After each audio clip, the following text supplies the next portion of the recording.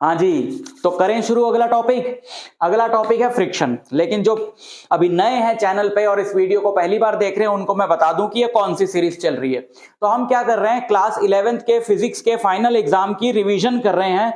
But revision में मैं ये नहीं मान के चल रहा हूं कि आपको पहले से कुछ आता है, क्योंकि जनरली क्लास 11th में क्या होता है कि फाइनल एग्जाम तक आते आते भी बच्चों का कोई बेस जो है वो उतना स्ट्रांग नहीं होता है। तो मैं आपको, अगर आपने क्लास 11th में बहुत अच्छे से ना भी पढ़ा हो तो भी मैं आपको इस सीरीज के थ्रू बहुत अच्छी प्रिपरेशन करा दूंगा। मतलब अपना फोकस ये है कि क्लास 11th में डिसेंट नंबरों से हम पास हो जाएं और क्लास 12th में फिर हम स्टार्टिंग से अपनी प्रिपरेशन स्टार्ट कर दें। ठीक, तो अगर आपने पहले कुछ पढ़ा है, नहीं पढ़ा है, कोई बात नहीं, जो मैं इस सीरीज के अंदर बता रहा हूं, टॉपिक्स भी पढ़ा दूंगा, इंपॉर्टेंट चीजें भी बता दूंगा, नोट्स भी दे दूंगा, सब कुछ आपका इस सीरीज के अंदर हो जाएगा। बट मैं ये नहीं कह रहा हूं कि सिर्फ इसको देखने से काम हो जाएगा। जो मैं कहूंगा वो प्रैक्टिस तो आपको करना ही पड़ेगा, किस तरीके से करना पड़ेगा वो सारी बातें बताऊंगा। तो ये सीरीज अपनी चल रही है, ठीक है, क्लास 11th में फिजिक्स में, ताकि आप लोग जो पहले पढ़ नहीं पाए हो तो वो रिग्रेट करने में टाइम ना वेस्ट करो। आपके पास कुछ सोर्स होना चाहिए जिससे कि आप अपने फाइनल एग्जाम को अच्छे से निकाल पाओ। तो वो सोर्स आपका ये है। तो आपको यहाँ पे पढ़ाई करनी है इन लेक्चर्स के थ्रू, और जो नोट्स हैं वो आपको Mandeep Education academy Telegram channel या फिर Mandeep Education Academy .in website से डाउनलोड कर लेने हैं। काफी ज्यादा नोट्स हैं इन दोनों ही सोर्सेज पे, लेकिन और भी आते जाएंगे। मैं आपको एक चीज बताता हूं बहुत ही ज्यादा आपके लिए जो यूजफुल है। यहां पे आप देखो, ये अभी हम खोलते हैं पीडीएफ। मनदीप एजुकेशन एकेडमी, आप वेबसाइट पे जाओगे तो आप फ्री स्टडी मटेरियल में चले जाना। फ्री स्टडी मटेरियल के अंदर यहाँ पे क्लास 11th के अंदर मैंने पेजेस बनाए हुए हैं। नोट्स वाले पे अभी नहीं जाना, नोट्स को अपडेट कर रहा हूं। डेरिवेशन वाले पेज पे अगर आप जाओगे तो आपके काम का जितना भी मटेरियल है आपको इस पेज पे मिलेगा। सबसे पहले आप देख रहे हो most important derivation and theory question, ये सब लिंक्स है, आप क्लिक करोगे पीडीएफ आपका ओपन हो जाएगा। 10 most important derivations, 25 most important derivations, जितना आपके पास टाइम है। अगर आपका पेपर कल है तो आपके लिए 10 डेरिवेशंस इंपॉर्टेंट है, रिवाइज करना। अगर आपका परसों है तो 25 है, तो उसके हिसाब से, ठीक है। प्लस चैप्टर वाइज सारी डेरिवेशंस यहाँ पे आपको मिल जाएंगी। बुक 1 के सबसे इंपॉर्टेंट न्यूमेरिकल, बुक 2 के सबसे इंपॉर्टेंट न्यूमेरिकल, और इसमें से मैं आपको इस सीरीज के अंदर करवा भी रहा हूं काफी कुछ। ठीक, तो ये पेज आप नोट कर लो, Mandeep Education Academy .in, class 11th वाला, ऊपर लिंक बता दिया मैंने कहां पर है। और भी जितना भी इंपॉर्टेंट मटेरियल है इस वेबसाइट पे आपके आता जाएगा, साथ ही साथ टेलीग्राम चैनल पे भी आता जाएगा, तो उसको भी आपने ज्वाइन कर लेना है। ठीक, तो वापस आ जाओ इस पे। तो मैं आपको कह रहा था कि इस सीरीज के अंदर अपन क्या कर चुके हैं, मैंने ये एज्यूम कर लिया है कि आपको डिफरेंशिएशन, इंटीग्रेशन, वेक्टर्स आता है, यूनिट्स एंड डायमेंशंस आता है। लेकिन अगर आपको वो भी नहीं आता है तो कोई दिक्कत नहीं है, इस सीरीज के अंदर नहीं, बट पुराने बहुत अच्छे वीडियो मेरे चैनल पे बने हुए हैं जिसमें आप ये सारे टॉपिक सीख सकते हो। क्लास 11th का फिजिक्स समझने के लिए आपको इंटीग्रेशन, डिफरेंशिएशन, वेक्टर्स आना चाहिए, तो सीख लेना।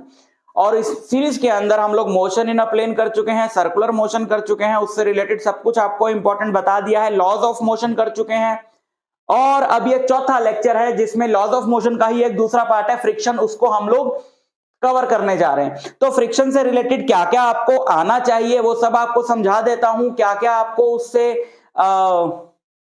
डेरिवेशंस आएंगी, किस किस तरह के न्यूमेरिकल्स आएंगे, वो सारी बातें अपन इस वीडियो में करने जा रहे हैं। तो शुरू कर देते हैं। सबसे पहले हम बात करते हैं कि आपको सबसे पहले तो फ्रिक्शन के बारे में पता होना चाहिए कि फ्रिक्शन होता क्या है, उसके फॉर्मूले क्या होते हैं, और उन फॉर्मूलों को क्वेश्चन के अंदर कैसे अप्लाई करना है। तो फ्रिक्शन क्या है बच्चों, जब भी दो बॉडीज या दो सरफेसेस एक दूसरे के ऊपर, अबे बॉडी होगी तो सरफेस तो होगा ही ना, जब भी दो बॉडीज कह लो, क्योंकि mainly friction is related to surface, तो जैसे दो बॉडीज एक दूसरे के ऊपर रिलेटिवली मूव कर रही हैं।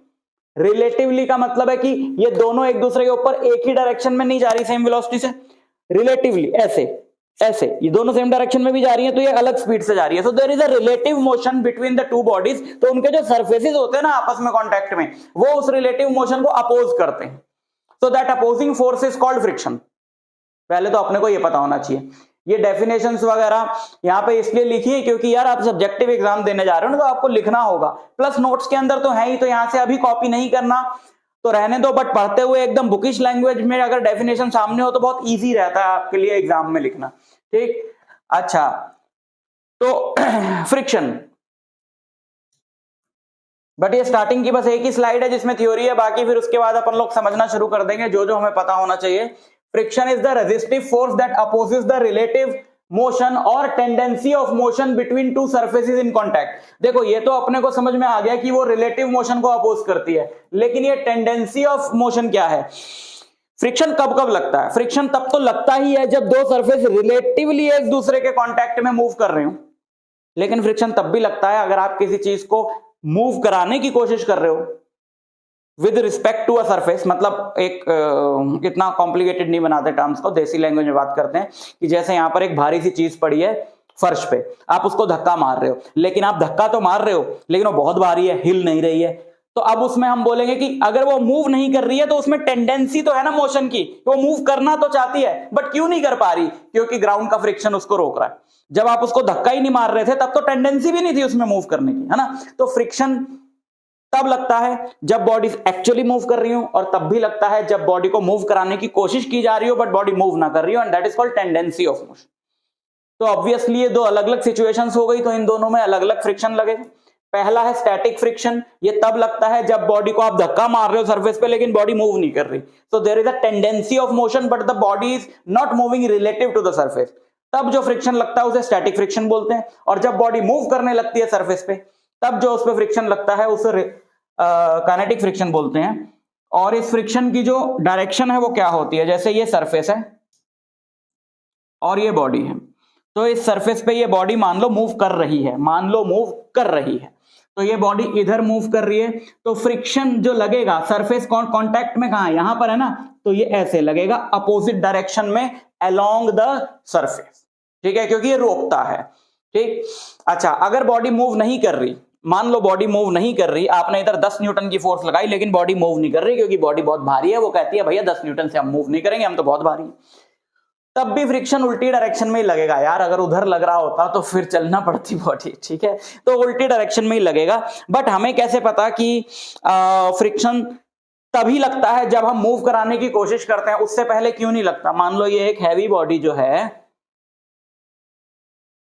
सरफेस पे रखी है, तो इस पे तभी क्यों फ्रिक्शन लगना शुरू होता है? जब हम इसको मूव कराने की कोशिश करते हैं। अरे भैया तभी तो लगेगा। मान लो अभी आप इसको मूव कराने की कोशिश नहीं कर रहे और आप कह रहे हो इस पे अभी भी इधर 5 न्यूटन का फ्रिक्शन लग रहा है, तो इस पे एक अनबैलेंस फोर्स हो गई ना, फिर तो ये चल ना देती इधर, है ना? तो जब आप उसको मूव कराने की कोशिश नहीं कर रहे तब उस पर कोई फ्रिक्शन नहीं लग रहा है। अब हम जरा नेचर डिस्कस कर, अबे तू कहां भाग लिया? नेचर डिस्कस करें स्टैटिक फ्रिक्शन का। स्टैटिक फ्रिक्शन क्या है कि जैसे मान लो आपने इधर 1 न्यूटन की फोर्स लगाई बट बॉडी भारी है, बॉडी कहती है मैं मूव नहीं करूंगी, तो अगर यार एक न्यूटन की फोर्स लगा के भी बॉडी मूव नहीं कर रही है तो ऑब्वियसली उसके अपोजिट डायरेक्शन में भी 1 न्यूटन की फोर्स लग रही होगी, तभी तो मूव नहीं करेगी। नेट फोर्स 0 है तभी तो मूव नहीं करेगी। मैं जोर देके इसलिए बता रहा हूं कि बड़ी बेसिक सी बात है। अगर न्यूटन लॉज ऑफ मोशन पहला लॉ अगर आपको पल्ले पड़ गया, 1000 चीजें पल्ले पड़ जाएंगी। आपको अगर आगे दिक्कत आ रही है ना तो आप ये समझ लो कि फर्स्ट लॉ नहीं आता। ऐसे बच्चे बड़े कंफ्यूज रहते देख के, अच्छा इसमें ऐसे होगा, और उनसे पूछो तेरे को फर्स्ट लॉ आता? हाँ सर फर्स्ट लॉ तो आता। अबे सोच पूछ अपने आप से। कहने को हम कह सकते हैं कि हाँ आता है, लेकिन क्या सच में आता है? अगर सच में आता होता तो काफी चीजें हैं जो समझ में आ जाती। तो 1 न्यूटन हमने लगाया, देखा बॉडी मूव नहीं करी, इसका सिंपल सा मतलब है कि फ्रिक्शन भी अपोजिट डायरेक्शन में 1 न्यूटन हो गया, है ना? अच्छा हमने 2 न्यूटन लगाया, बेसिक फंडा समझा रहा हूं क्योंकि यार जब फ्रिक्शन के बारे में पता नहीं होगा तो आगे की क्या चीज समझोगे। फिर क्वेश्चन बताता हूं इसमें से कैसे पूछ लेते स्कूल वाले। आपने फोर्स कर दी 2 न्यूटन और बॉडी तब भी मूव नहीं करी, तो फ्रिक्शन भी यार ऑब्वियसली 2 न्यूटन हो गया होगा। तो ये जो स्टैटिक फ्रिक्शन है ना, ये जो स्टैटिक फ्रिक्शन है इसको हम बोलेंगे it is a self adjusting force. नाम में बिल्कुल क्लियर है, सेल्फ एडजस्टिंग फोर्स। बिल्कुल क्लियर है कि खुद को एडजस्ट करने वाली फोर्स, खुद को एडजस्ट ही तो कर रही है ये फोर्स। अगर आपने मेरा पिछला लेक्चर देखा लॉज ऑफ मोशन का, वहां पे मैंने नॉर्मल रिएक्शन बताया आपको, वहां पे मैंने टेंशन बताया आपको, जो कि आजकल आपको वैसे ही काफी है तो बताने की जरूरत नहीं है। तो वहां पे नॉर्मल रिएक्शन और टेंशन के बारे में भी आपको बताया था कि वो भी सेल्फ एडजस्टिंग फोर्सेस है। मतलब अगर उनमें भी आप वो भी अपने आप को जरूरत के हिसाब से जो है वो बढ़ा लेती हैं, तो ये फ्रिक्शन भी एक स्टैटिक फ्रिक्शन, स्टैटिक फ्रिक्शन, मैं काइनेटिक फ्रिक्शन की बात अभी नहीं कर रहा हूं बच्चों, करूंगा अभी। स्टैटिक फ्रिक्शन क्या है? Self adjusting. जैसे आपने 3 न्यूटन कर दिया, बॉडी अभी भी मूव नहीं कर रही, इसका मतलब है पीछे भी कितनी फोर्स हो गई? 3 न्यूटन की फोर्स हो गई। तो ये अपने आप को बढ़ाता रहेगा। लेकिन फिर मैंने आपको यह भी बताया था कि जितनी भी सेल्फ एडजस्टिंग फोर्सेस हैं उनका एक लिमिट होती है ना भाई। अगर कोई बॉडी, अगर कोई फोर्स सेल्फ एडजस्टिंग है तो बढ़ती थोड़ी जाएगी इंफिनिटी तक, उसकी एक लिमिट होगी कि भैया मैं इतने तक ही बढ़ सकती हूं। मान लो इस सिचुएशन में जो सेल्फ एडजस्टिंग यानी कि आपकी स्टैटिक फ्रिक्शन की फोर्स है उसकी लिमिट है 10 न्यूटन, वो 10 न्यूटन तक ही बढ़ सकती है, उससे ज्यादा बढ़ नहीं सकती। तो आपने 1 2 3 4 बढ़ाते बढ़ाते आपने कहा अभी भी मूव नहीं कर रही, और बढ़ाओ और बढ़ाओ, बढ़ाते बढ़ाते आपने 10 न्यूटन कर दी। तो फ्रिक्शन भी बढ़ते बढ़ते आपने इधर लगा दी 10 न्यूटन, आपने इधर लगा दी 10 न्यूटन, तो फ्रिक्शन ने भी अपने आप को 10 न्यूटन कर लिया। ठीक है, बढ़ते बढ़ते फ्रिक्शन ने भी अपने आप को 10 न्यूटन कर लिया। अब आपने कहा यार अभी भी मूव नहीं कर रही, कैसी बॉडी है, तो आपने 11 न्यूटन कर दी। लेकिन स्टैटिक फ्रिक्शन तो 10 ही न्यूटन, अब मैक्सिमम कितना अपने आप को कर सकता था? 10 न्यूटन। अब फ्रिक्शन अपने आप को और नहीं बढ़ा पाएगा।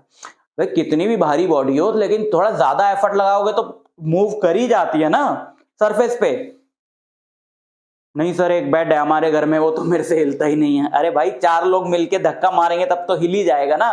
तो कोई ना कोई लिमिट तो होती है ना स्टैटिक फ्रिक्शन की, जो कहता है भाई अब नहीं मैं बढ़ सकता, इससे ज्यादा मैं नहीं बढ़ा सकता। तो that is in this example let us say that is 10 Newton. तो जैसे ही आप 10 न्यूटन से ऊपर फोर्स लगाओगे इधर एक अनबैलेंस्ड फोर्स हो जाएगी। मान लो आपने 11 न्यूटन फोर्स लगा दी, तो 11 माइनस 10 1 न्यूटन की फोर्स से ये उधर एक्सेलरेट होना शुरू हो जाएगा।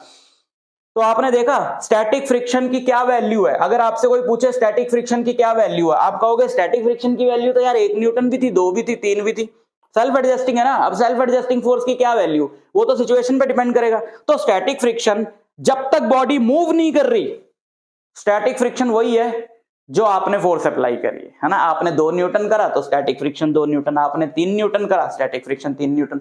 But if the body is actually moving on the surface तो फिर तो उस पर काइनेटिक फ्रिक्शन लगता है, तब तो स्टैटिक लगता ही नहीं है। And maximum value of static friction is called limiting friction. समझ में आया? तो स्टैटिक फ्रिक्शन अपने आप को बढ़ाता जाएगा बढ़ाता जाएगा बढ़ाता जाएगा, और तब तक बढ़ाएगा जब तक वो एक मैक्सिमम वैल्यू रीच नहीं कर लेता, उसे बोलते हैं लिमिटिंग फ्रिक्शन। और जब आप उससे भी ज्यादा फोर्स लगा दोगे तो बॉडी चल पड़ेगी, और जब बॉडी चल पड़ती है तब जो उस पर फ्रिक्शन लगता है। अब जैसे आपने इधर 11 न्यूटन की फोर्स लगा दी, तो ये तो 10 ही लगाएगा इधर, तो इस तरफ एक फोर्स हो गई 1 न्यूटन की, इस तरफ एक फोर्स हो गई 1 न्यूटन की। अब 1 न्यूटन की फोर्स से ये क्या करेगा? 1 न्यूटन की फोर्स से ये एक्सेलरेट होगा। तो जब ये एक्सेलरेट होगा, जब ये चल रहा है, तब उस पे तब भी अपोजिट डायरेक्शन में फोर्स लगेगी। ऐसा नहीं कि लगना बंद हो जाएगी, तब भी अपोजिट डायरेक्शन में फोर्स लगेगी। तब जो फोर्स लगेगी जब बॉडी मूव कर रही है उसे काइनेटिक फ्रिक्शन बोलते हैं, और इसकी वैल्यू जो है वो फिक्स होती है। ये स्टैटिक फ्रिक्शन की तरह नहीं है, इसकी वैल्यू जो है वो फिक्स होती है। समझ गए? तो ये बेसिक है, मतलब ये बेसिक है। अब बात करते हैं हम फॉर्मूले वगैरह की। सबसे पहले तो एक बड़ा इंपॉर्टेंट ग्राफ है बच्चों, जरा समझ लो। ये ग्राफ आपसे काफी बार पूछा जाता है स्कूल में, या ग्राफ दिया होता है, इससे रिलेटेड आपसे पूछी जाती हैं चीजें।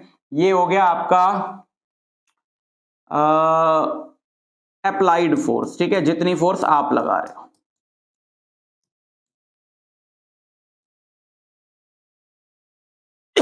ये हो गई फ्रिक्शनल फोर्स।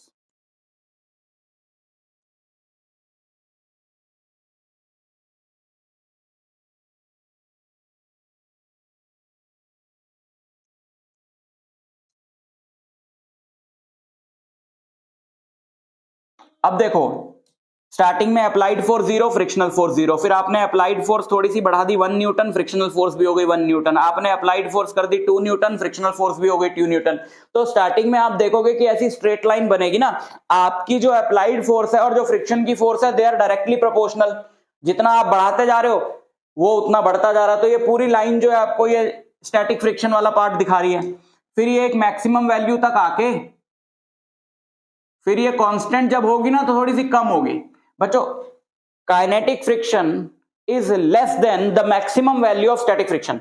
मैंने बोला ना जो काइनेटिक फ्रिक्शन है वो कांस्टेंट है, फिक्स्ड है उसकी वैल्यू, लेकिन उसकी वैल्यू है कितनी? जब आपने अभी हमने देखा, हम इस बॉडी को धक्का मारते मारते मारते मारते फ्रिक्शन बढ़ता गया बढ़ता गया बढ़ता गया बढ़ता गया बढ़ता गया, 10 न्यूटन तक होने के बाद फ्रिक्शन अपने आप को और नहीं बढ़ा पाया। तो हमने जब इस पे ज्यादा अप्लाइड फोर्स लगाई, हमने सपोज इस पे 11 न्यूटन की कर दी, तो तब ये चल पड़ा। लेकिन तब जब ये चल पड़ा, हमारे इस एग्जांपल में maximum value of static friction यानी लिमिटिंग फ्रिक्शन था 10 न्यूटन, लेकिन तब तक ही जब तक ये चल नहीं रहा है। जब ये चल पड़ा तो फिर पीछे काइनेटिक फ्रिक्शन आ गया जो लिमिटिंग फ्रिक्शन से कम होता है, तो तब पीछे की तरफ थोड़ा सा कम फ्रिक्शन लगेगा, सपोज 9.8 न्यूटन या 9 न्यूटन या एनी वैल्यू लेस देन 10। क्यों? काइनेटिक फ्रिक्शन जो है वो लिमिटिंग फ्रिक्शन से कम क्यों होता है? क्योंकि जब दो बॉडीज एक दूसरे, फ्रिक्शन होता क्यों है? आपको जो सरफेसेस स्मूथ दिखाई दे रहे हैं ना बॉडीज के, वो स्मूथ नहीं होते, ऐसे इररेगुलर होते हैं। तो जब ये दो सरफेसेस आपस में कांटेक्ट में रखे होते हैं तो इनमें ऐसे इंटरलॉकिंग्स क्रिएट हो जाती हैं। इन इंटरलॉकिंग्स को शुरू में ब्रेक करने में तो टाइम लगता है, लेकिन जब एक बार बॉडी चल देती है सरफेस पे तो इंटरलॉकिंग्स को बनने का टाइम ही नहीं मिलता, तो आपको ब्रेक ही नहीं करना फिर उसको, तो आपके लिए बॉडी को पुश करना आसान हो जाता है। तो इसलिए ये वाला जो मार्क है इस पे, ये वैल्यू आपको क्या शो कर रही है? यहां पे ये वैल्यू आपको शो कर रही है maximum value of the static friction, this is limiting friction.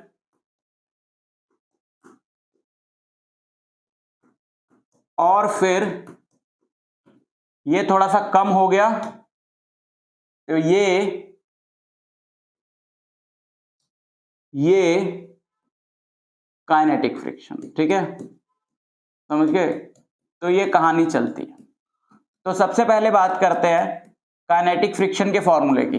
Static friction के फॉर्मूले की क्यों नहीं? क्योंकि स्टैटिक फ्रिक्शन का कोई फॉर्मूला हो नहीं सकता ना, स्टैटिक फ्रिक्शन की कोई फिक्स वैल्यू नहीं है। Limiting friction is the maximum value of static friction, उसका फॉर्मूला जरूर हो सकता है, तो हम उसकी भी बात करेंगे। बट सबसे पहले हम लोग बात करते हैं काइनेटिक फ्रिक्शन के फॉर्मूले की।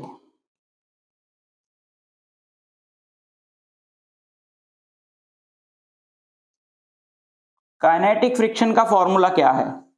काइनेटिक फ्रिक्शन फिक्स है, फिक्स वैल्यू है इसकी। और काइनेटिक फ्रिक्शन का जो फॉर्मूला है, काइनेटिक फ्रिक्शन को अपन एफ के से डिनोट करेंगे। काइनेटिक फ्रिक्शन का फॉर्मूला है म्यू के इंटू एन। एन है नॉर्मल रिएक्शन, जिसके बारे में आप अच्छे से जानते हो, पिछली क्लास में आपको बताया। और म्यू के को कहा जाता है coefficient of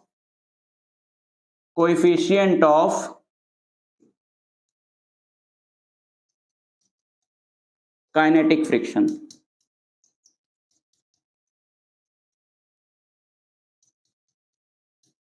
coefficient of kinetic friction, ये एक कांस्टेंट होता है जो दोनों सरफेसेस जो आपस में कांटेक्ट में हैं उनके नेचर पे डिपेंड करता है। ठीक, फिर स्टैटिक फ्रिक्शन का फॉर्मूला बताओ सर। कोई फॉर्मूला नहीं स्टैटिक फ्रिक्शन का फॉर्मूला नहीं हो सकता। हमें कोई सिचुएशन दी जाएगी, उस सिचुएशन में हम जोड़ तोड़ करके हिसाब किताब लगा के स्टैटिक फ्रिक्शन की वैल्यू बता देंगे, जो अभी हम करेंगे। ठीक है, अच्छा, लिमिटिंग फ्रिक्शन का फॉर्मूला हो सकता है, क्योंकि limiting friction is the maximum value of static friction, जो कि एक फिक्स्ड वैल्यू है, तो उसका फॉर्मूला हो सकता है। लिमिटिंग फ्रिक्शन का हम एफएल से डिनोट करने वाले हैं, और लिमिटिंग फ्रिक्शन का फॉर्मूला होता है mu s into N. Mu s को कहा जाता है coefficient of static friction.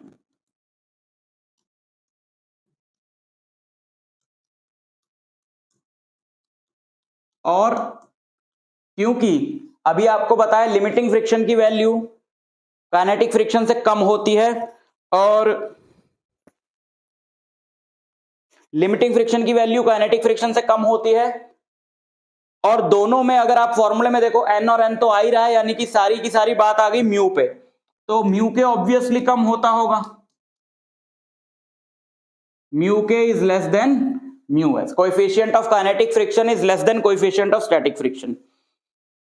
Question में कौन सा फ्रिक्शन कोएफिशिएंट दिया है वो मेंशन्ड होता है, और अगर मेंशन ना हो, सिर्फ कोएफिशिएंट ऑफ फ्रिक्शन बोला हो, तो हमें जो भी उस क्वेश्चन में फ्रिक्शन चाहिए, स्टैटिक, काइनेटिक, लिमिटिंग, हम उसके फॉर्मूले में स्टैटिक का तो कोई फॉर्मूला होता नहीं, लिमिटिंग या काइनेटिक, उसके फॉर्मूले जो म्यू दिया है उसी को म्यू एस या म्यू के मान सकते हैं। और अगर दोनों चाहिए तो जो म्यू दिया है उसको दोनों ही लेंगे हम, ठीक है। अलग अलग दिया होगा, ओहो इक्वल लिख दिया यार, मेरा दिमाग पता नहीं कहां है।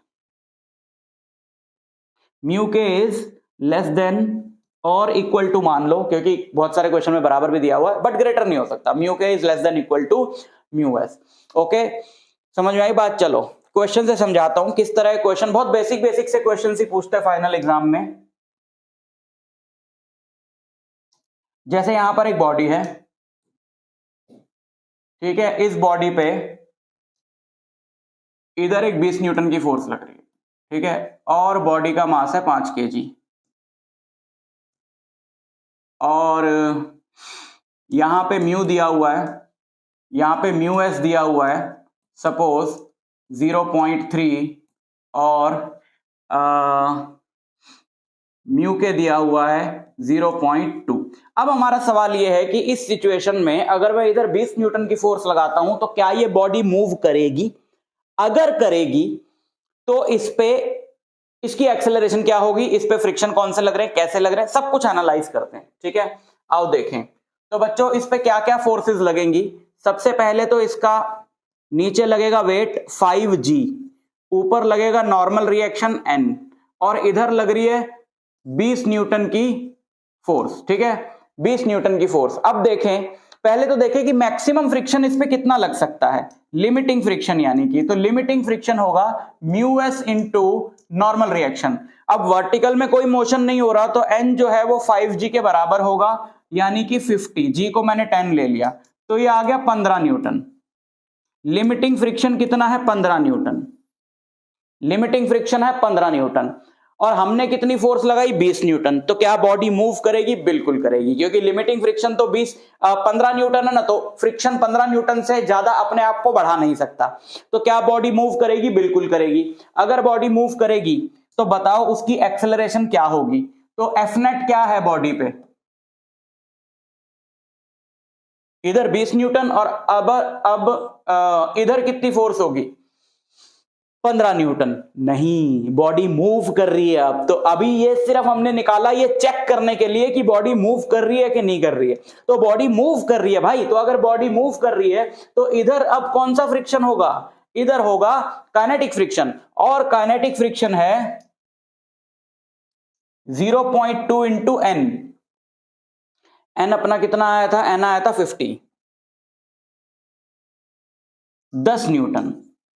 तो पीछे की तरफ अब जो फोर्स लगेगी ना वो 10 न्यूटन की लगेगी, पीछे की तरफ 10 न्यूटन की फोर्स लगेगी, तो 20 माइनस 10 10, तो नेट फोर्स होगी 10 न्यूटन, और एक्सेलरेशन होगी नेट फोर्स यानी कि 10 डिवाइडेड बाय मास यानी कि 5, 2 मीटर पर सेकंड स्क्वायर। ठीक, सोचो अगर इसी क्वेश्चन में हम ये बोलते कि इधर 12 न्यूटन की फोर्स लग रही है, फाइंड द फ्रिक्शन।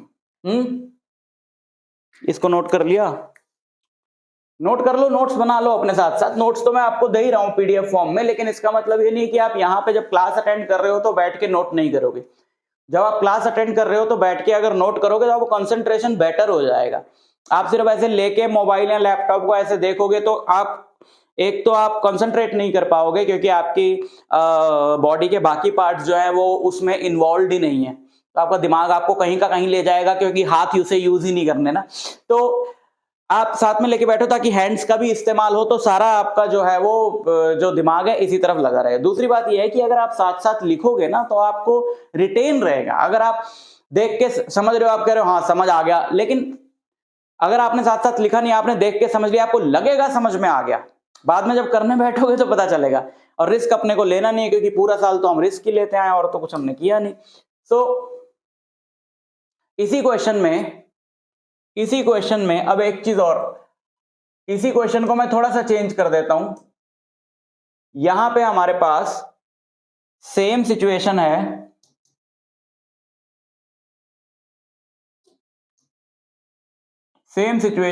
और यहां पे इस बार 12 न्यूटन की फोर्स लग रही। सेम सिचुएशन है बट फोर्स थी 12 न्यूटन की, वही म्यू एस और म्यू के दिया हुआ है। कितना था अपना, म्यू एस था 0.3 और म्यू के था 0.2। देखो कोएफिशिएंट ऑफ फ्रिक्शन वैल्यू है एक, है ना, इसकी कोई यूनिट नहीं होगी, क्योंकि ये क्या है, फ्रिक्शन एक फोर्स है, नॉर्मल रिएक्शन एक फोर्स है, friction divided by normal reaction है ये, तो उसकी कोई वैल्यू नहीं होगी, न्यूटन से न्यूटन कट जाएगा। अब देखो 12 न्यूटन की अगर फोर्स लगा दी, 5 केजी की बॉडी थी, तो हमने चेक किया कि इस पे जो लिमिटिंग फ्रिक्शन है वो कितना है, और लिमिटिंग फ्रिक्शन आया 15 न्यूटन, और हमने फोर्स लगाई 12 न्यूटन। तो आपसे अगर इस सिचुएशन में पूछेगा कि भाई बताओ इस पे कितना फ्रिक्शन लग रहा है, तो इस पे आप ये थोड़ी बोलोगे 15 न्यूटन लग रहा है, अरे 15 न्यूटन तो मैक्सिमम है, इस पे कितना लग रहा होगा, आपने तो 12 ही लगाया ना, तो ऑब्वियसली ये भी इधर 12 ही लगाएगा ना अभी तो आपका जो आंसर है वो 12 न्यूटन है। तो ये जो फ्रिक्शन है ये स्टैटिक फ्रिक्शन है, जो कि हमने किसी फॉर्मूले से नहीं निकाला, हमने हिसाब किताब लगा के निकाला, क्योंकि हमारा कॉन्सेप्ट क्लियर है। फॉर्मूले से तो आप लिमिटिंग फ्रिक्शन निकाल सकते हो, काइनेटिक फ्रिक्शन निकाल सकते हो, ठीक है, तो ये फंडा है। अच्छा, फिर आपसे पूछ सकते हैं ये एंगल ऑफ फ्रिक्शन से रिलेटेड सवाल। एंगल ऑफ फ्रिक्शन क्या है, बहुत ही सिंपल सी बात है कि जैसे आपके पास ये बॉडी है, इस बॉडी पे ये just on the verge of motion है, मतलब इस पे जो फ्रिक्शन लग रहा है ना, आपने इधर फोर्स लगाई कुछ, तो इस पे जो फ्रिक्शन लग रहा है ना पीछे की तरफ, यहां पे वो फ्रिक्शन लग रहा है लिमिटिंग फ्रिक्शन, और ये होगा नॉर्मल रिएक्शन, ठीक है, ये नॉर्मल रिएक्शन है।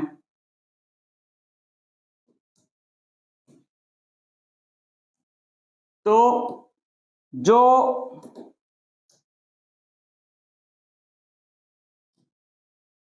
इन दोनों का कुछ रिजल्टेंट होगा, नॉर्मल रिएक्शन और फ्रिक्शन का, ये नॉर्मल रिएक्शन है, ये लिमिटिंग फ्रिक्शन है, इन दोनों का कुछ रिजल्टेंट होगा, इसको मैं यहां बढ़ा दूं जरा, इन दोनों का जो रिजल्टेंट होगा ये इसको R से डिनोट कर लो। तो ये अपना क्या है, लिमिटिंग फ्रिक्शन और नॉर्मल रिएक्शन का जो रिजल्टेंट है, लिमिटिंग फ्रिक्शन और नॉर्मल रिएक्शन का जो रिजल्टेंट है वो नॉर्मल रिएक्शन से जो एंगल बनाता है उसे कहा जाता है angle of friction, angle of friction.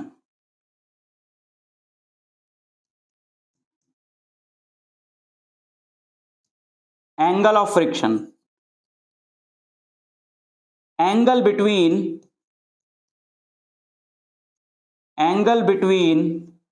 Resultant of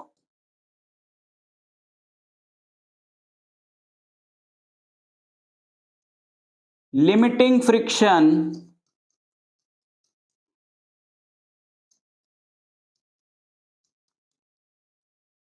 and normal reaction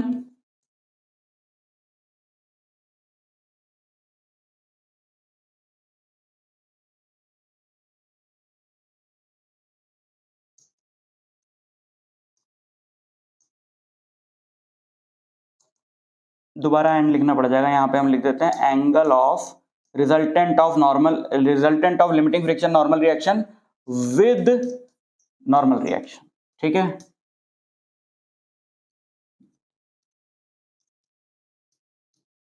so that is called angle of friction. Angle of friction कैसे निकालेंगे, जैसे यहां पे tan थीटा क्या हो गया, tan थीटा हो गया परपेंडिकुलर अपॉन बेस, ये FL है तो सामने वाली side this is also FL, this is N, तो ये हो गया हमारा FL बाय N, और तो थीटा हो गया tan inverse FL by N, ठीक है, tan inverse FL by N ऐसे निकाल सकते हो।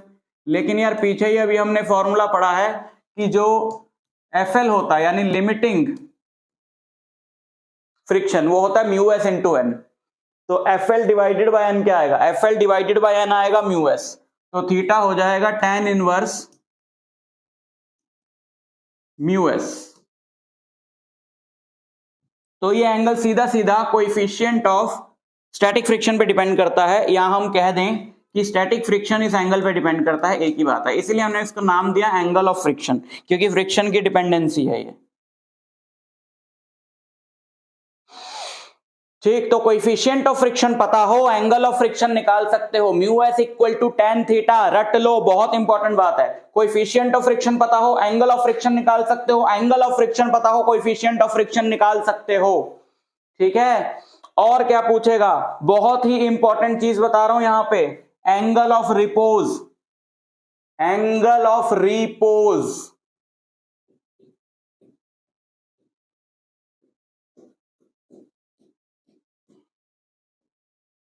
एंगल ऑफ रिपोज पे क्वेश्चन आता है, ये डेरिवेशन भी है, 2 नंबर का पूछेगा। एंगल ऑफ रिपोज जो भी होता है, अभी बताऊंगा क्या होता है, बट मान लो जो भी होता है, ये होता किसके बराबर है, एंगल ऑफ फ्रिक्शन के बराबर होता है। तो एंगल ऑफ रिपोज क्या है, जैसे ये एक इंक्लाइंड प्लेन है, ये एक इंक्लाइंड प्लेन है। अब अगर एक बॉडी है, एक जैसे कुछ भी ले लो, ये ले लेते हैं कोई छोटी सी बॉडी, माउस, चलो माउस ले लेते हैं। ये एक बॉडी है जो एक सरफेस पे रखी है। अगर इस सरफेस को इंक्लाइन करना शुरू करें तो ये बॉडी एकदम से तो नीचे स्लाइड करने लग नहीं जाएगी, है ना। ऐसे करा, ऐसे उठाया उठाया उठाया, अभी भी नहीं कर रही, अभी भी नहीं कर रही, अभी भी नहीं कर रही, अब करना शुरू करेगी। तो जिस एंगल पे ये बॉडी स्लाइड करना स्टार्ट करेगी, हम ये सरफेस पहले यहां था, ये सरफेस पहले यहां था, इसको हम ऐसे उठाने लगे उठाने लगे उठाने लगे उठाने लगे, और मान लो इस सरफेस का हॉरिजॉन्टल से जब एंगल अल्फा था, तब इस पे रखी हुई बॉडी नीचे की तरफ स्लाइड करना शुरू कर देती है। जस्ट अल्फा पे तो रेस्ट पे है, जस्ट अल्फा क्रॉस होते, अल्फा 0.00001 डिग्री क्रॉस होते ये नीचे की तरफ स्लाइड करने लगती है। सो दैट मैक्सिमम एंगल जिस पे ये स्लाइड नहीं कर रही है अभी, जस्ट उससे बड़ा होते ही एंगल ये स्लाइड करेगी, that is called angle of repose. देखो साइंस क्या है यहां पे, ये एंगल अल्फा है, मैंने आपको बताया था, ऐसे एक फोर्स लगा लो mg, यहां पर एक फोर्स लगा लो mg, ये वाला एंगल भी अल्फा होता है, तो ये लग जाएगी mg cos अल्फा और ये लग जाएगी mg sin अल्फा। तो हम अगर देखें, अच्छा नॉर्मल रिएक्शन तो इस पे ऐसे लग ही रहा हो, अगर हम देखें तो इसको नीचे की तरफ ये फोर्स जो है mg sin अल्फा, नीचे की तरफ ये फोर्स इसको एक्सेलरेट करवाना चाह रही है। अगर ये स्मूथ होता है इंक्लाइंड प्लेन, फ्रिक्शन होता ही ना इस पे, तो क्या होता कि ये जैसे ही आप इसको उठाना ही शुरू करते तो mg sin alpha, alpha 1 degree भी होता, अरे mg sin अल्फा की कुछ तो वैल्यू होती ना, अगर अल्फा 1 डिग्री भी होता तो ये नीचे स्लाइड करने लग जाता। बट अभी क्या है कि ये रफ इंक्लाइंड प्लेन है, रफ इंक्लाइंड प्लेन है, तो इस पे पीछे की तरफ ऐसे फ्रिक्शन लगेगा जो इसको रोकेगा। अब वो फ्रिक्शन सेल्फ एडजस्टिंग है ना, तो जैसे जैसे ये बढ़ेगा ये भी अपने आप को बढ़ाएगा, जैसे जैसे अल्फा बढ़ेगा, साइन अल्फा बढ़ेगा, mg sin अल्फा बढ़ेगा, वैसे वैसे ये भी अपनी वैल्यू को बढ़ाएगा। लेकिन इसकी तो एक लिमिट है, ये तो एक लिमिट तक ही बढ़ाएगा। तो अगर ये एक लिमिट तक ही बढ़ा पाएगा तो, और इसकी पूरी वैल्यू अल्फा पे डिपेंड कर रही है, तो कहीं ना कहीं जाके तो अल्फा ऐसा हो जाएगा ना कि साइन अल्फा की वैल्यू जो होगी उसको यहां पुट करके mg sin अल्फा का जो प्रोडक्ट आएगा वो लिमिटिंग फ्रिक्शन से ज्यादा हो जाए, तो ये नीचे की तरफ एक्सेलरेट होने लगेगा। ठीक है, तो अभी अगर ये एंगल अल्फा है, जस्ट अल्फा से बड़ा होता है ये नीचे की तरफ एक्सेलरेट होने लगेगा, तो ऑब्वियसली इधर जो है वो maximum static force of friction लग चुकी है, यानी ये लिमिटिंग फ्रिक्शन है। लेकिन अभी ये इक्विलिब्रियम में, क्योंकि लिमिटिंग फ्रिक्शन पे मूव नहीं करती ना बॉडी, लिमिटिंग फ्रिक्शन से थोड़ी सी ज्यादा फोर्स लगाओगे तब स्लाइड करने लगेगी। तो अभी ये इक्विलिब्रियम में है, तो अगर ये इक्विलिब्रियम में है, इंक्लाइंड प्लेन पे अपन ऐसे एक्स लेते थे, ऐसे वाई लेते थे, अगर इक्विलिब्रियम में है तो ऊपर वाली फोर्स n जो है वो सामने वाली फोर्स n के सामने क्या है, mg cos अल्फा के बराबर होगी, और ये वाली इसके बराबर होगी, यानी जो FL है वो mg sin अल्फा के बराबर हो। ठीक, तो FL बाय n, अगर मैं इसको डिवाइड करा दूं, FL by n mg sin alpha by mg cos alpha, mg से mg कट गया, sin alpha by cos alpha होता tan अल्फा, तो FL by n equal to tan alpha, FL by n equal to tan alpha. और अभी पीछे अपन ने क्या पढ़ा कि FL बाय n होता है म्यू, और म्यू यानी कि FL by n mu s, FL by n क्या होता है tan theta, angle of friction, है ना। तो आप देख रहे हो tan अल्फा भी FL बाय n के बराबर आ रहा है, tan थीटा भी FL बाय n के बराबर आ रहा है, that therefore tan alpha is tan theta, that is alpha equal to theta. तो angle of repose equal to angle of friction, angle of repose equal to angle of friction. समझ में आ गया? तो नोट्स में जाके देखना, एंगल ऑफ रिपोज की डेफिनेशन और ये डेरिवेशंस प्रिपेयर कर लेना। प्रिपेयर क्या करना, बहुत लॉजिकल सी चीज है। अब क्या है कि अगर ये जो एंगल है हमारा अल्फा से बड़ा हो जाए, तब तो बॉडी नीचे की तरफ एक्सेलरेट होगी। तो जब वो नीचे की तरफ एक्सेलरेट होगी, तब उस पर जो फ्रिक्शन लगेगा पीछे की तरफ, वो कौन सा फ्रिक्शन होगा? वो होगा, पीछे की तरफ जो फ्रिक्शन लगेगा वो काइनेटिक फ्रिक्शन होगा ना। तो if angle of the inclined plane is more than, अगले पेज पे करता हूं क्योंकि इस पेज पे भी थीटा है। थीटा यहां पे हमारा एंगल ऑफ फ्रिक्शन है, बट मुझे एक नया एंगल लेना है यहां पे कि मान लो इस इंक्लाइंड प्लेन का जो एंगल है वो थीटा है और वो अल्फा से बड़ा है, यानी कि बॉडी नीचे स्लाइड कर रही है। तो जब बॉडी नीचे स्लाइड कर रही है तो उस पे नीचे की तरफ फोर्स लग रही है mg sin theta, which is obviously more than the limiting friction. तो पीछे की तरफ अब इस पे जो फोर्स लग रही होगी वो काइनेटिक फ्रिक्शन होगी, और ये हो गया आपका mg cos थीटा और ये हो गया आपका n। ठीक, तो एक्सेलरेशन हो रही है बॉडी की नीचे की तरफ a, तो mg sin theta minus f k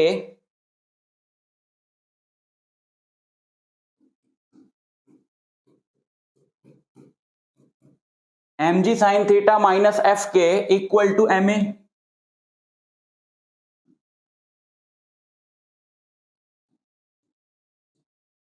mg sin theta minus f k equal to M a. F k क्या होता है? एफ के होता है म्यू के इंटू एन, म्यू के इंटू एन। ये आपको पूछेगा डेरिवेशन के अंदर। वैसे तो ये ना भी कराया जाए तो इतना आपको, जब क्योंकि नई चीज तो इसके अंदर कोई यूज नहीं हो रही, जितना अपन ने अब सब सीखा है उसी के बेसिस पे आप इसको कर सकते हो। Acceleration of a body sliding down a rough inclined plane. Heading क्या इसकी लगेगी? Acceleration of a body sliding down a rough inclined plane. तो ये हो जाएगा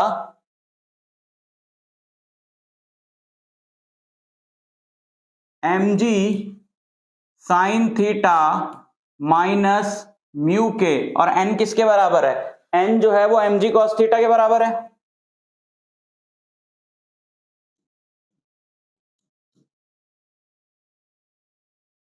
तो g m कट गया, g sin theta minus mu के g cos theta equal to a. So what is acceleration? Acceleration is sin theta minus mu k cos theta into g. Acceleration of a body sliding down a rough inclined plane. Acceleration of a body sliding down a rough inclined plane. समझ गए? तो ये सारी चीजें आपको friction के अंदर पूछेगा। जरा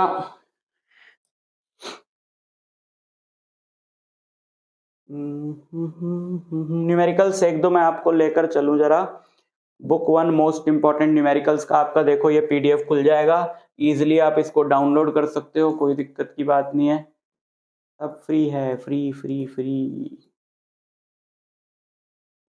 तैयारी कर लो, बस ढंग से नंबर ले आओ, मेहनत से आएंगे। ऐसे देख के कहानियां सुन के नहीं आएंगे कि देख लिया वीडियो और चलो हो गया जी अब ये लिखाएंगे एग्जाम में। ये सब प्रैक्टिस करना है आपको, ठीक है, लिख लिख के, और साथ में थ्योरी भी लिखनी पड़ती है जब डेरिवेशंस आए। अब आप, अगर आपको ये बात ना बताए ना यार, इतनी बेसिक सी बात है, पता नहीं बच्चों को बतानी क्यों पड़ती। अगर आपको मैं ये ना बताता, आप सिर्फ मैथमेटिकल पार्ट लिख के आते एग्जाम में, आज तक लिखते ही आए हो, अरे थ्योरी व्योरी सब लिखोगे कि नहीं लिखोगे? आपको ये मान के चलना है कि टीचर जो आपका पेपर चेक कर रहा है ना, उसको पता नहीं है कुछ, पता तो उसको है, बट आपने ये मानना है कि आपका आंसर पढ़ के एक ऐसे बंदे को भी समझ में आ जाए उस टॉपिक के बारे में जिसको उस टॉपिक का टी भी नहीं पता। तो आपको कुछ बताना पड़ेगा ना लिख के थ्योरी में। अच्छा आपको नहीं समझ में आ रहा, देखो एक वीडियो है मेरा, how to write derivations in physics, आप ये सर्च कर लो जरा यूट्यूब पे और उस वीडियो को देखो जाके। अगर आपके डेरिवेशंस में मार्क्स कट रहे हैं ना, तो आपको उस वीडियो को देखना बहुत जरूरी है, उसके बाद नहीं कटेंगे फिर आपके नंबर। तो अब जब हमने पिछले चैप्टर में हमने जो पुली और वो सब क्वेश्चंस किए थे, तो उसमें एक एक्स्ट्रा फोर्स लग जाएगी जो कि होगी फ्रिक्शन की। ठीक है, मैं एक क्वेश्चन आपको करके दिखा देता हूं।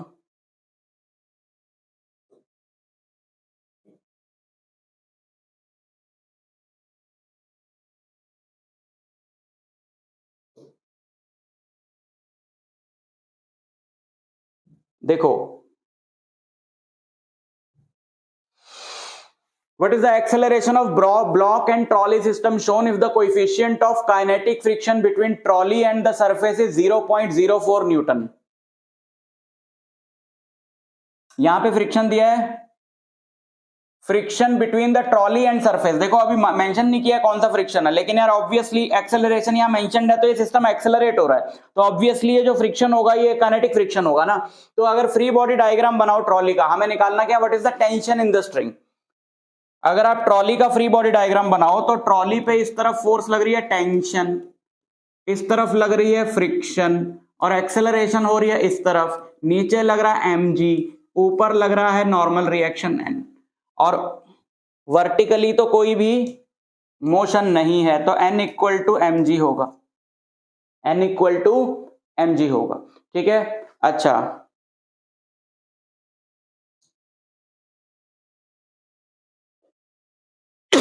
n इक्वल टू mg है, यानी कि 20 इंटू 10 200 न्यूटन। नॉर्मल रिएक्शन है 200 न्यूटन, नॉर्मल रिएक्शन है 200 न्यूटन। अब आपको क्या निकालना है, टेंशन इन द स्ट्रिंग। तो इसकी जो इक्वेशन बनेगी हॉरिजॉन्टल में, वो बनेगी T minus F equal to M A. अच्छा, एक्सेलरेशन अपने को दे नहीं रखा, तो अपने को पहले एक्सेलरेशन भी निकालना पड़ेगा। व्हाट इज द एक्सेलरेशन, अच्छा बोला भी है।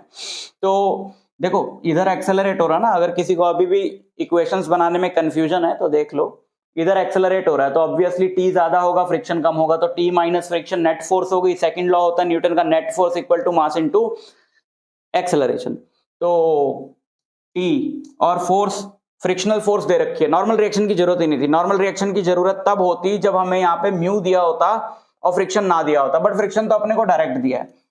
तो 0.04 इक्वल टू मास कितना है ट्रॉली का, 20 इंटू ए। तो टेंशन जो हमें निकालना है वो है 20 ए प्लस 0.04, ये ठीक, समझ गए। अच्छा, अब जरा इसका भी बना लो फ्री बॉडी डायग्राम। इसका मास है 3 किलो, तो 3 किलो की फोर्स 30 न्यूटन नीचे होगी, दे ही रखी है, ऊपर टेंशन है, सिस्टम नीचे एक्सेलरेट हो रहा है, यानी 30 ज्यादा होगा टी कम होगा, तो 30 माइनस टी इक्वल टू 3 है ये।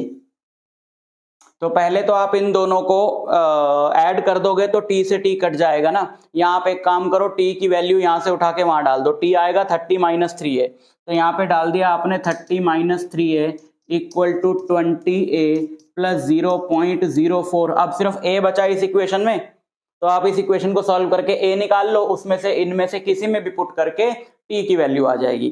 तो बिल्कुल वैसे ही क्वेश्चन है, उसमें हमने फ्रिक्शन का कॉन्सेप्ट जो है वो एक एक्स्ट्रा जोड़ दिया।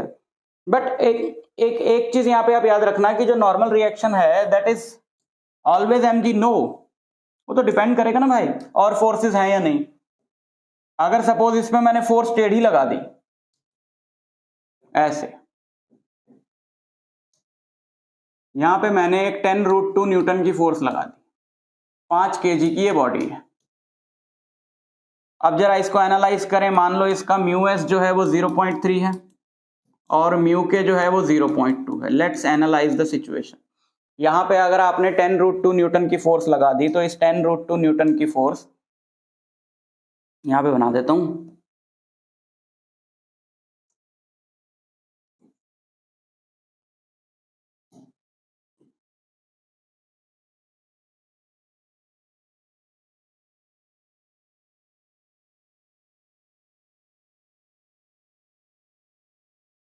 (10√2 न्यूटन, ठीक है, 10√2 न्यूटन इधर आपने लगा दी, और ये वाला एंगल मान लो दिया हुआ है 45 डिग्री, हॉरिजॉन्टल से 45 डिग्री पे लगी हुई है, तो ये वाला एंगल भी 45 होगा, वर्टिकली अपोजिट एंगल्स।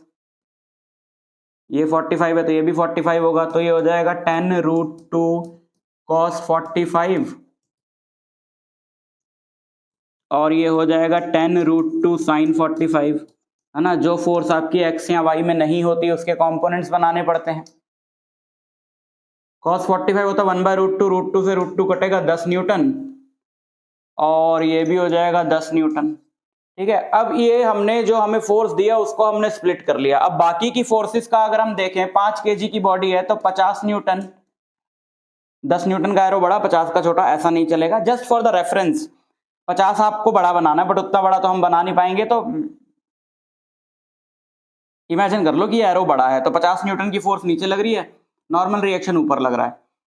तो अब जो नॉर्मल रिएक्शन होगा वो नॉर्मल रिएक्शन ऊपर और नीचे वाली फोर्स बैलेंस होगी ना, तो आप सीधा अगर नॉर्मल रिएक्शन 50 न्यूटन लिख दोगे वो थोड़ी होगा। नॉर्मल रिएक्शन तो 60 न्यूटन होगा इस बार, क्योंकि ऊपर n लग रहा है, नीचे 50 + 10, दो फोर्सेस लग रही है, तो नॉर्मल रिएक्शन होगा 60 न्यूटन। तो जो लिमिटिंग फ्रिक्शन की फोर्स है इस पे वो है 0.3 × 60, 18 न्यूटन। ठीक है, और सपोज क्या फोर्स तो हमने लगाई थी, हॉरिजॉन्टल डायरेक्शन में इस पे कितनी फोर्स लग रही है, 10 न्यूटन। 18 न्यूटन का इस पे लिमिटिंग फ्रिक्शन है, लेकिन हॉरिजॉन्टल डायरेक्शन में 10 न्यूटन ही लग रही है, तो इस सिचुएशन में ये बॉडी रेस्ट पे होगी, और इस पे जो इस तरफ फ्रिक्शनल फोर्स होगी वो कितनी होगी, जो हॉरिजॉन्टल डायरेक्शन में फोर्स लग रही है, यानी 10 न्यूटन। समझ में आई बात? तो इस तरीके से आपको करना है। अच्छा, अगले टॉपिक पे चलते हैं। बहुत ही ज्यादा इंपॉर्टेंट टॉपिक है, 3 टॉपिक हैं इसके अंदर। पहला तो motion of a car on an unbanked road. 3 derivation है बच्चों, बहुत इंपॉर्टेंट बता रहा हूं मैं, बहुत ही इंपॉर्टेंट। और ये जो है ना दूसरा, banking of road, motion of car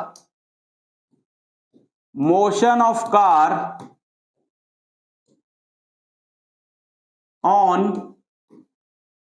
rough banked road.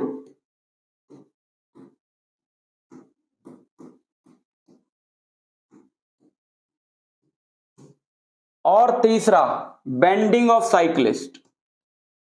ओए होए होए, खतरनाक तरीके के इंपॉर्टेंट टॉपिक्स हैं ये 3 डेरिवेशंस हैं बच्चों, बहुत ही ज्यादा इंपॉर्टेंट डेरिवेशंस हैं। इनमें जो दूसरे नंबर की डेरिवेशन है तो बहुत ही इंपॉर्टेंट है।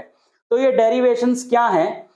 सबसे पहले आपको ये बताया जाएगा कि अगर एक कार सर्कुलर टर्न ले एक अनबैंक्ड रोड पे। अब ये अनबैंक्ड रोड क्या है? अनबैंक्ड रोड, ऐसी रोड जिसपे बैंक नहीं बने हुए दोनों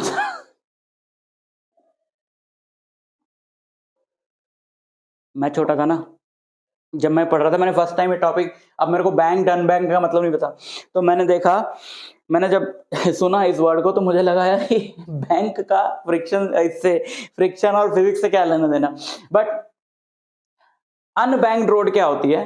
फ्लैट, जिसका एज उठा नहीं हुआ है।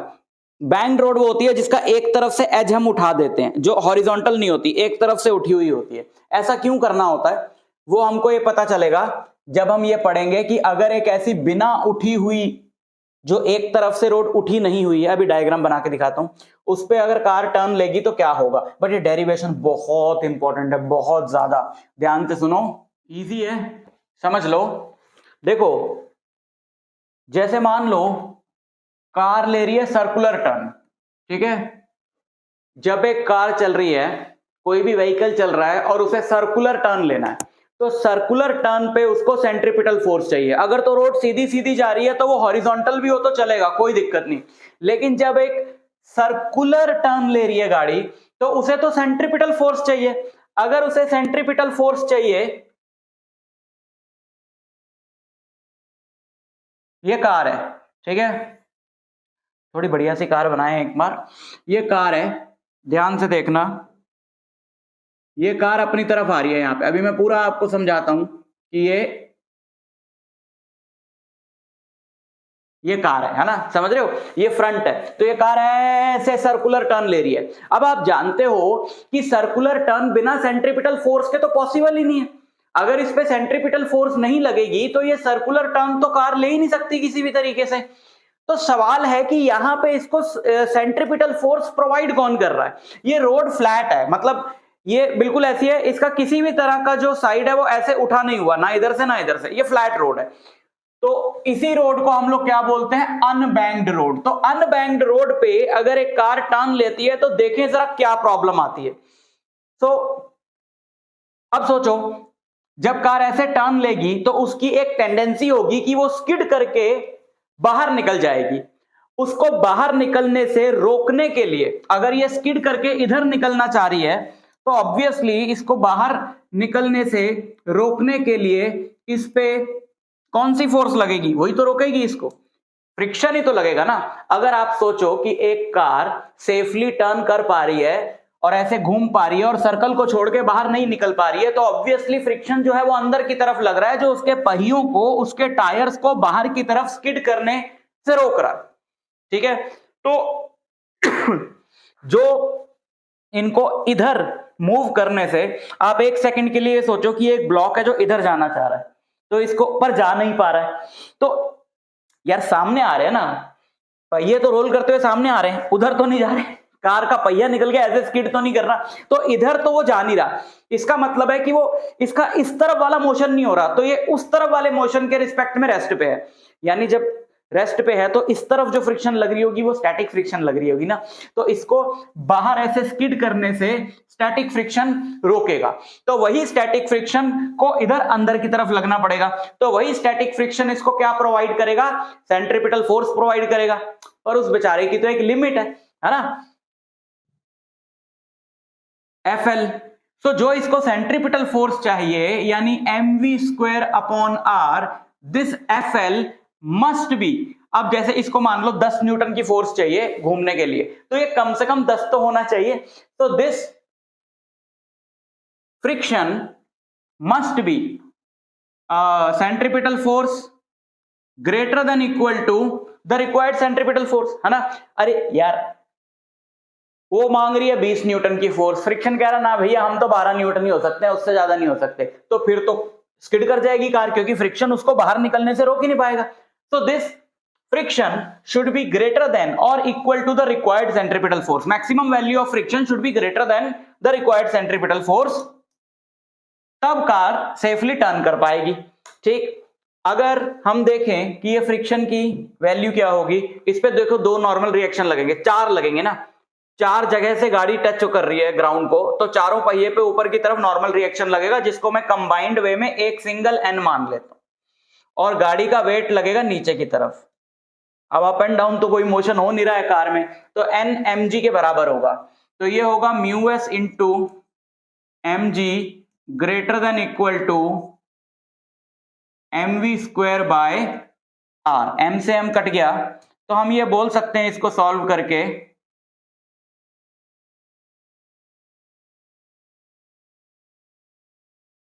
कि जो स्पीड है ना कार की वो इस वैल्यू से बड़ी नहीं हो सकती, √μs इंटू आर से बड़ी नहीं हो सकती। देखो m से m कट गया ना, μs इंटू आर बचेगा, तो v जो है वो μs rg से बड़ी नहीं हो सकती। अगर जो वेलोसिटी है इस वैल्यू से, जो भी इसका प्रोडक्ट आ रहा हो सॉल्व करके, फॉर एग्जांपल मान लो यहां पे रोड का जो फ्रिक्शन है वो 0.1 है कोएफिशिएंट, ठीक है, और r जो है वो है आपका रेडियस ऑफ द रोड, काफी बड़ी रोड है 50 है, और ये आपका g जो है इसको भी आप इसको 10 ले लो, 500 इंटू 0.10 50 का रूट अप्रोक्सीमेटली 7, 49 का रूट 7 होता है ना, 50 का रूट अप्रोक्सीमेटली 7, तो आंसर हमारा आता है 7 मीटर पर सेकंड। यानी कि एक अनबैंक्ड रोड जो कि हो आपकी 50 मीटर रेडियस की और जिसका कोएफिशिएंट 0.1 हो, वहां पे कार 7 मीटर पर सेकंड से ज्यादा स्पीड से अगर टर्न करेगी तो स्किड करके बाहर निकल जाएगी, सेफली टर्न नहीं कर पाएगी। ठीक है, ये मतलब है इसका। तो ये बड़ी ही इंपॉर्टेंट डेरिवेशन है। अगली डेरिवेशन क्या है कि हम इससे बचाएं कैसे मतलब हम इससे बचे कैसे। ये तो बड़ा रिस्की सा काम नहीं हो गया कि हम अपनी सेफ टर्निंग के लिए किस पे रिलाई कर रहे हैं? फ्रिक्शन पे। अभी फ्रिक्शन का क्या भरोसा भाई, फ्रिक्शन तो पानी गिर गया, फ्रिक्शन कम हो गया। तो हमें रोड का डिजाइन ही ऐसा बनाना चाहिए कि फ्रिक्शन कुछ भी हो हम सेफली टर्न कर पाए। तो प्रॉब्लम ये आ रही थी कि यहां पे इस कार को सेफली टर्न करने के लिए जो सेंट्रीपिटल फोर्स चाहिए थी, वो सेंट्रीपिटल फोर्स क्या थी? सिर्फ फ्रिक्शन। तो अगर मैं वो लोड यानी सेंट्रीपिटल फोर्स प्रोवाइड करने वाला लोड फ्रिक्शन के अलावा एक और फोर्स पे भी डाल दूं तो हेल्प हो जाएगी इस कार को मूव करने के लिए, क्योंकि फिर वो दूसरी फोर्स है जो फ्रिक्शन का साथ देगी इसको सेंट्रीपिटल फोर्स प्रोवाइड करने के लिए। तो क्या होता है कि अगर मैं कार ऐसे मुड़ रही है ना, ऐसे मुड़ रही है रोड, तो रोड का आउटर एज अगर मैं उठा दूं तो वही जो नॉर्मल रिएक्शन ऐसे लग रहा था वही नॉर्मल रिएक्शन अब ऐसे लगने लगेगा। तो उसके दो कंपोनेंट होंगे, एक इधर और एक इधर। तो जो इधर वाला कंपोनेंट है ये फ्रिक्शन की हेल्प करेगा सेंट्रीपिटल फोर्स प्रोवाइड करने में, तो फ्रिक्शन से लोड कम हो जाएगा। कैसे? देखो, ये आता है हमारा सबसे ज्यादा important derivation, motion of a car on a rough unbanked road. एक ये रोड है ऐसे, ये रोड नहीं है, ये रोड का क्रॉस सेक्शन दिखाया मैंने काट के। रोड तो ऐसी है,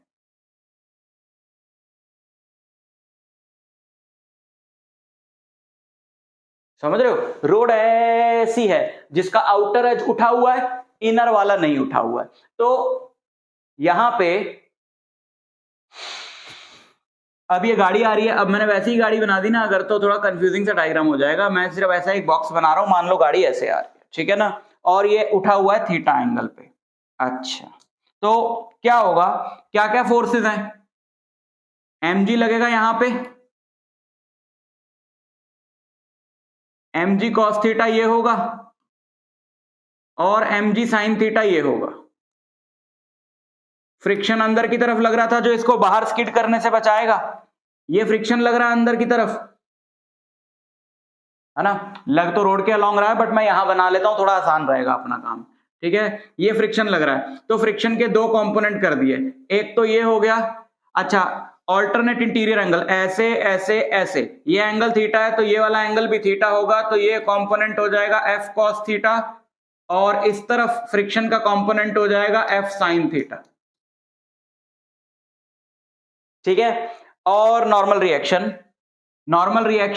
ऐसे लगेगा। नॉर्मल रिएक्शन के भी आप दो कंपोनेंट्स बना लो, ये एंगल थीटा होता है, वर्टिकली अपोजिट एंगल ये भी थीटा होगा, this is n cos theta, और इस तरफ ये वाला n sin थीटा, ठीक है?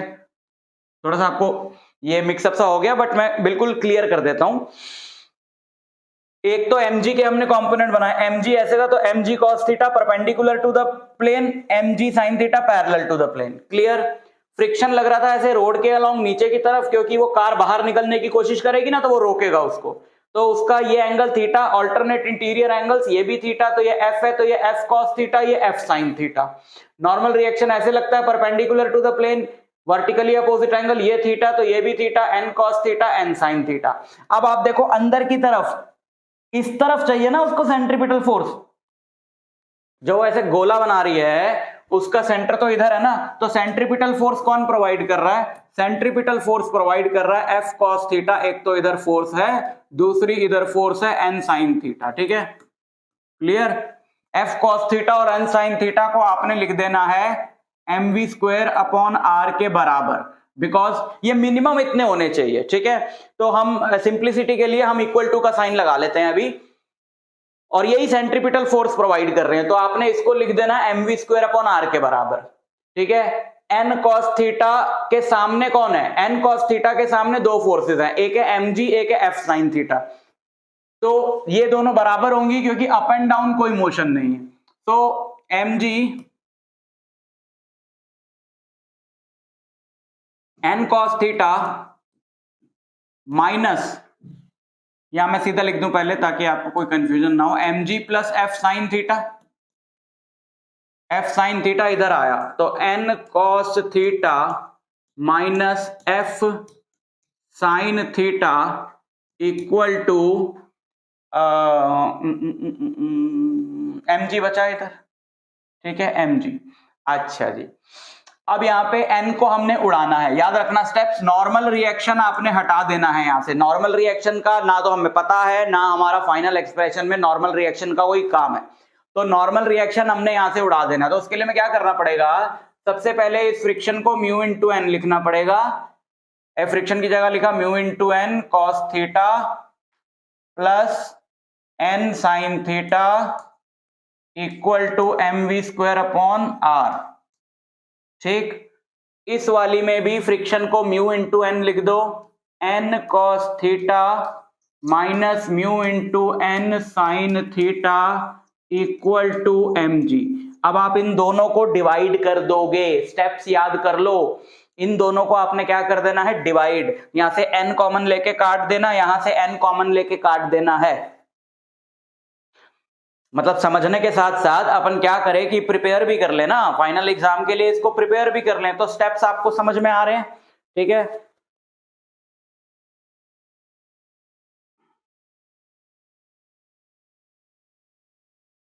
देखो n कॉमन लिया, यहां पे बचेगा mu cos theta plus sin theta divided by n common लिया cos theta minus mu sine theta.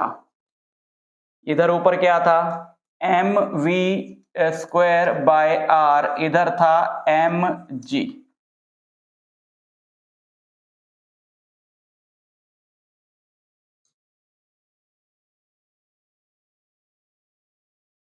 तो v क्या हो जाएगा, v स्क्वायर हो जाएगा r, ये r भी नीचे ही था बच्चों, अपॉन में है ना, तो ये r भी नीचे ही था, तो आर जी इंटू ये पूरा। बट ये कॉस थीटा अलग साइन थीटा अलग, हम चाहते हैं हम इसको ऐसे ना याद रखें। तो अगर हम इसको ऊपर और नीचे हर एक टर्म को कॉस थीटा से डिवाइड कर दें, तो sine theta by cos theta, इसको पहले लिख लेते हैं, sine theta by cos theta, ये बचेगा टेन थीटा, कॉस थीटा से कॉस थीटा कट गया, plus mu upon one minus, ये वन हो जाएगा, one minus mu sign theta by cos theta tan theta. ठीक है, ये तो v हो जाएगा अंडर रूट आर जी tan theta plus mu upon one minus mu tan theta. ये जो स्पीड है, इस स्पीड से आप कार को टर्न कर सकते हैं सेफली ऑन अ रोड जो रफ भी है और बैंक्ड भी है। अब मान लें हम चाहते हैं कि हम एक बहुत ही सेफ रोड डिजाइन करें, हम एक ऐसी रोड डिजाइन करें जिस पे फ्रिक्शन ना भी हो, फ्रिक्शन जीरो हो, तो भी कार सेफली टर्न कर पाए। ऐसा कोई हमारे पास ऑप्शन है क्या? अगर फ्रिक्शन जीरो हो, यानी म्यू हो ही ना, म्यू को जीरो डाला, ये जीरो नीचे तो वन ही बचेगा, तो भी कार टर्न कर सकती है safely maximum speed R G tan theta से। ये जो हम वैल्यूज निकाल रहे हैं ना, ये मैक्सिमम स्पीड है कि कितनी मैक्सिमम स्पीड से टर्न कर सकती है। समझ में आ गई बात? अच्छा, और टेन थीटा निकालना बड़ा इजी है। टेन थीटा को इस फॉर्मूले से आप निकालोगे,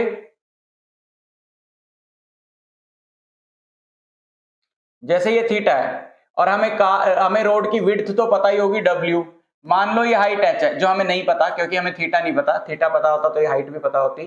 पाइथागोरस थ्योरम से ये आएगा W square minus h square, तो टेन थीटा क्या होगा, टेन थीटा होगा परपेंडिकुलर बाय बेस, यानी h upon under root W square minus h square. ठीक है, ये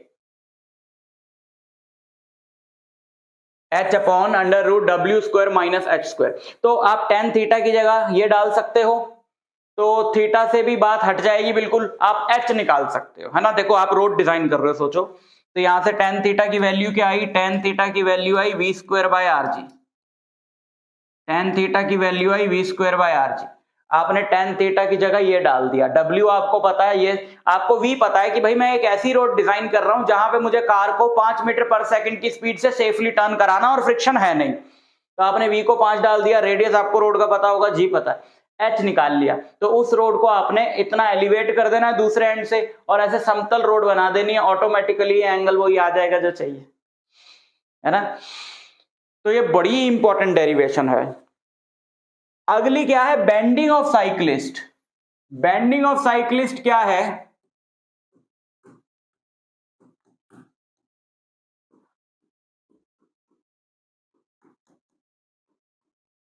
और ये फाइनल रिजल्ट्स याद रखते चलो, इन पे न्यूमेरिकल्स आते हैं बट वो बिल्कुल सिंपल होते हैं, सारे आपको वैल्यूज बता दी, जस्ट आपको पुट करना है उसके अंदर, ठीक है।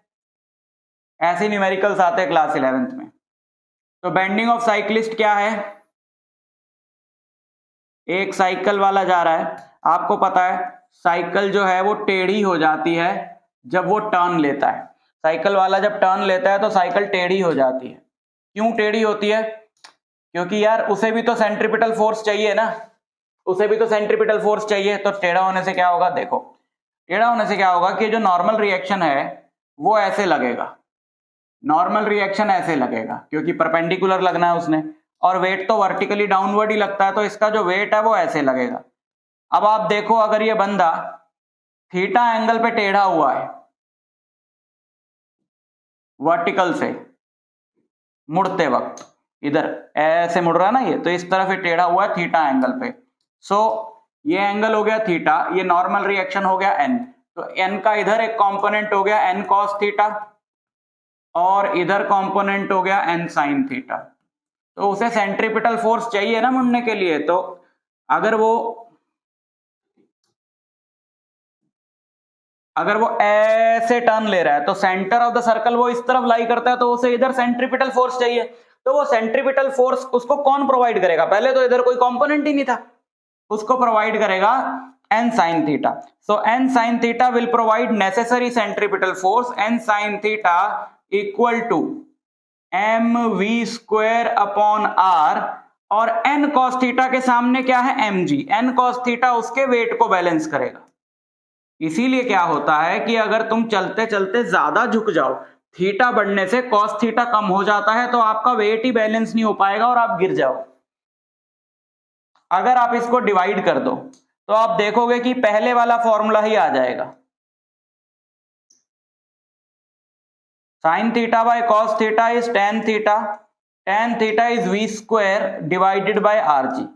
बच्चों एक बहुत इंपॉर्टेंट बात बता रहा हूं, जहां पर ये सर्कुलर मोशन इन्वॉल्व हो, वी थीटा और आर इन्वॉल्व हो, ये रिलेशन वैलिड ही होता है, चाहे वो बैंकिंग ऑफ रोड हो, बेंडिंग ऑफ साइक्लिस्ट हो, ठीक है, कोनिकल पेंडुलम का केस हो। जैसे आपको एक पेंडुलम दे दिया ऐसे, पेंडुलम तो आप जानते हो कि किस तरीके से ऑसिलेट करता है, बट मैं कोनिकल पेंडुलम की बात कर रहा हूं। जैसे अगर आप इसको ऐसे घुमाओगे, ऐसे ऑसिलेट नहीं करवाओगे, ऐसे घुमाओगे तो ऐसा कौन सा बन जाएगा ना इसका,